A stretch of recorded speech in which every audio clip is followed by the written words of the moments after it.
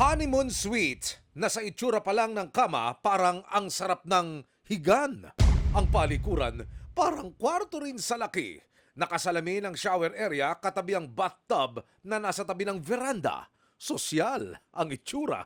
Kaya dito na sana sasalubungin ng negosyanteng si Ivy, hindi niya tunay na pangalan ng 2026 kasama ang kanyang asawa at mga anak.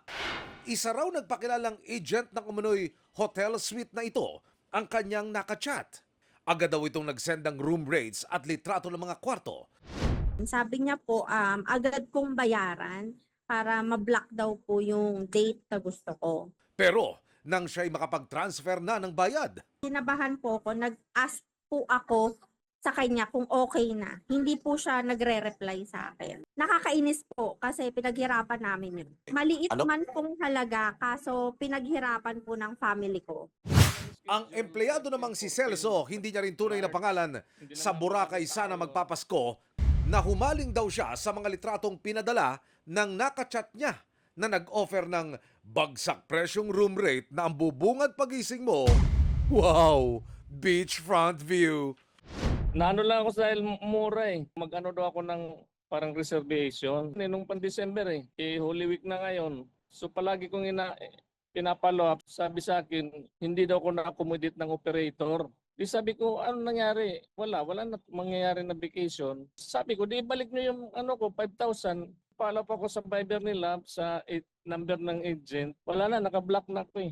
Kumpirmado, biktima ng tinatawag na staycation scam sina Ivy at Celso ayon sa Cybercrime Investigation and Coordinating Center.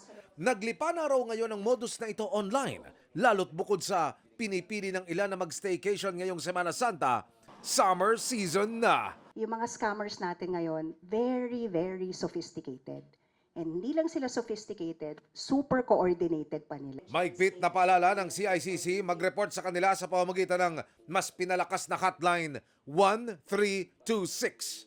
Ang burden dapat hindi dapat do sa mga consumers. Ang mga consumers are considered victims. May action center na rin daw silang bubuksan ngayong Abril para i-accommodate ang mga magsusumbong ang perang tinangay ng mga scammer.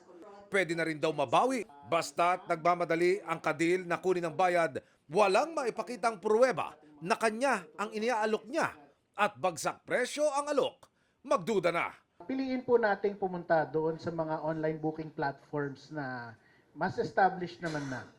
'Di ba? Kung hindi po natin alam kung ano po yung mga official sites. Para sa GMA Integrated News, Emilio Sumangil, nakatutok 24 oras.